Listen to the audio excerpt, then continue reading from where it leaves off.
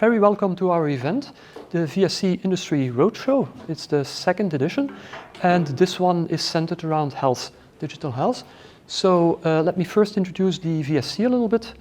VSC stands for Vlaams Supercomputing Center. First the agenda, I'm sorry. So basically, the participating organizations are going to introduce themselves. So I'll start by introducing the VSC and the DSI. Then Bioville will talk, and Health Campus Limburg, and so on. So they will all introduce themselves so that you know who is at the table. And then we have two speakers, basically, two presentations, one from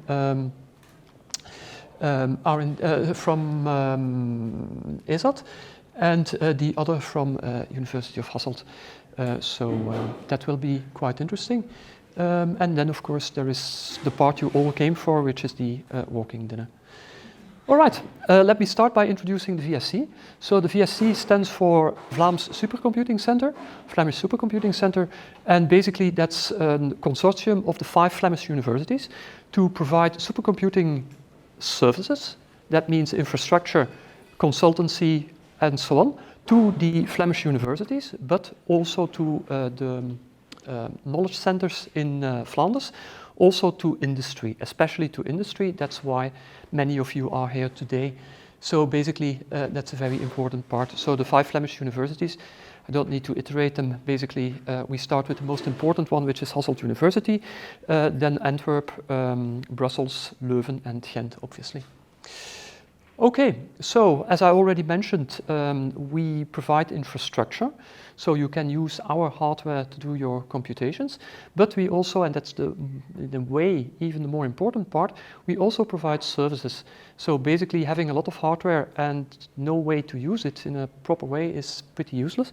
So we provide training, we provide consultancy, we provide help desk and so on to help you use that kind of infrastructure effectively.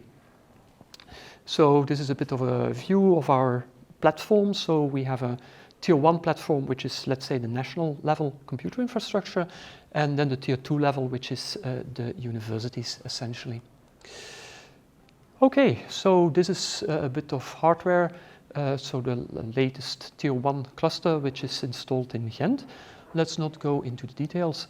These are some domains. So basically domains really cover the entire spectrum of what you could think of, which would computationally be relevant, and probably a lot where you didn't really realize that HPC could play a role.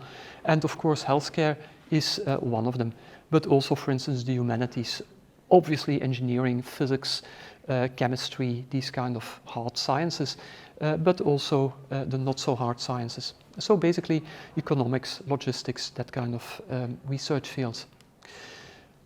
Okay, so a few use cases.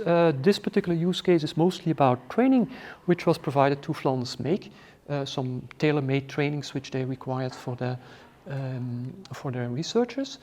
This is also a very interesting one. ML6 is a company that works in artificial intelligence, especially natural language processing. And one of the latest things they did is, in fact, a logo generator. So basically you describe a logo and it generates something, which is kind of cute. So they use our infrastructure for their R&D, basically, not for production, but for the R&D. We also have a project with Janssen Pharmaceutica, basically Johnson & Johnson, basically to model the molecular interactions to screen molecules for interactions in cells, so that you don't have to do that in vivo, but rather in silico. DoseU is also an interesting example.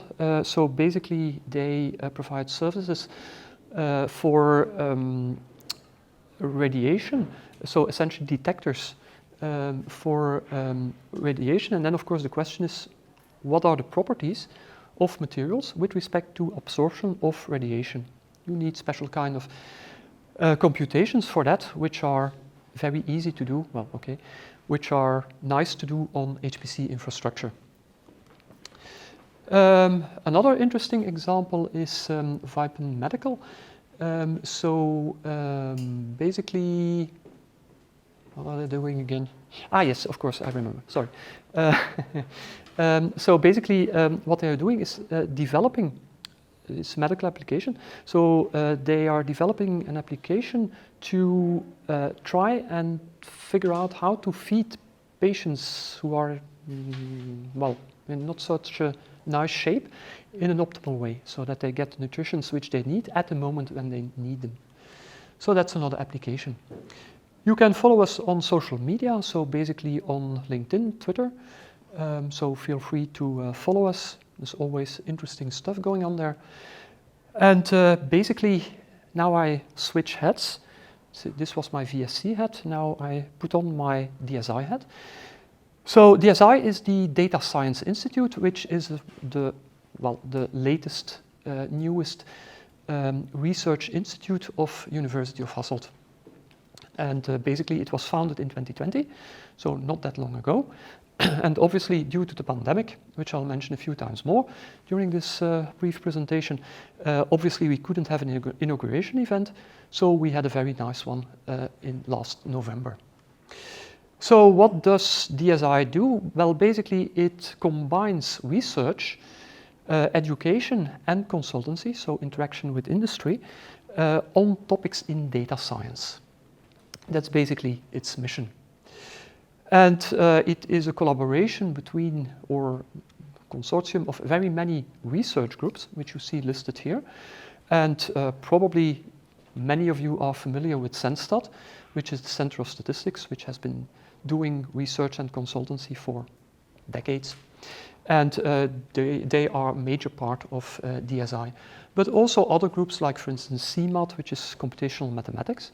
They do modeling, especially in the porous media things. And we will also see a very nice application of their research, by the way. And as you can see, quite a number of other research groups, some related to medical applications, others to other areas. So the strength of DSI is the combination of all those skills, all this expertise, so that basically we are able to combine that and to tackle problems that would be hard to do or impossible to do for individual research groups. Here is the basic data science lifecycle. You talk to the user, you try and figure out what the heck that person wants to do. Then a second component is that you try to get the data, which if you have worked in the domain of data science, you know that it's non-trivial because data is dirty, data is, there's missing data and so on. So somehow deal with it, which is non-trivial.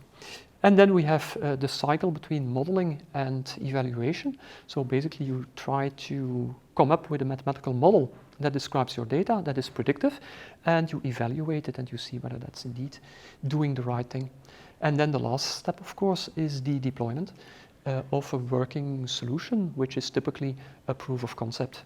And then, of course, this is a cycle, so then it starts over again, because then your client says, yeah, but yellow would be nicer.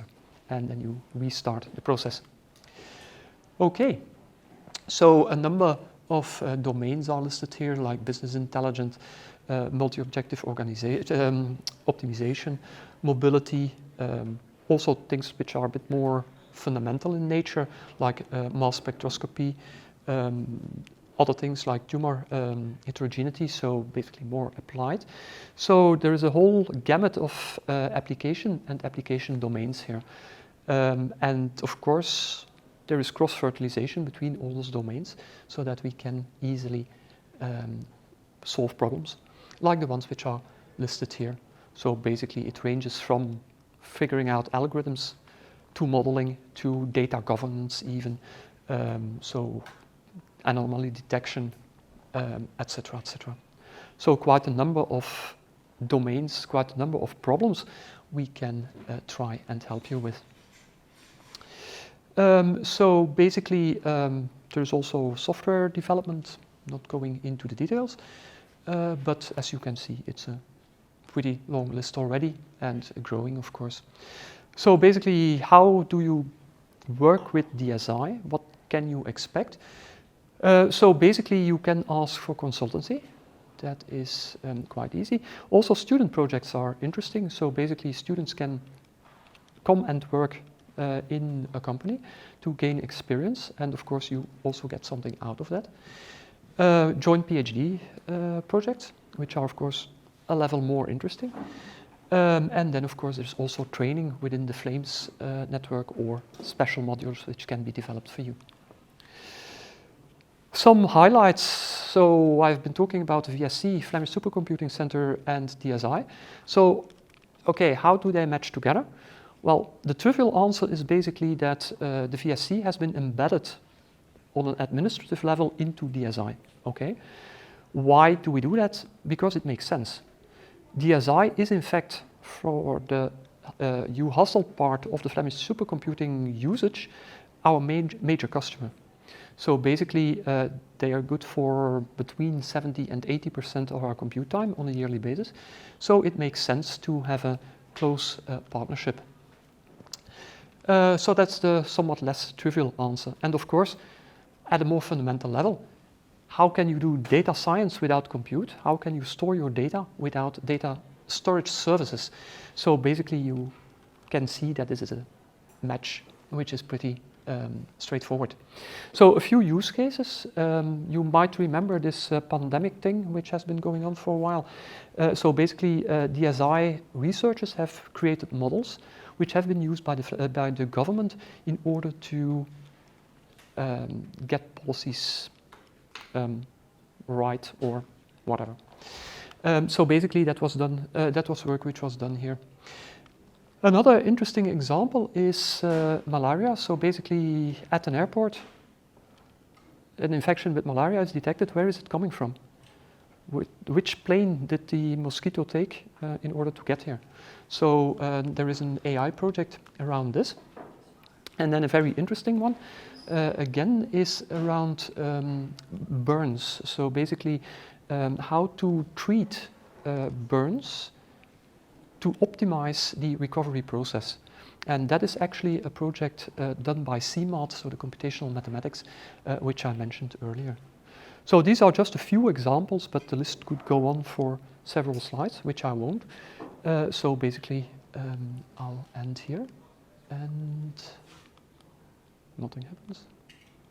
Separate presentation, or stuck? Okay. All right. So that's us.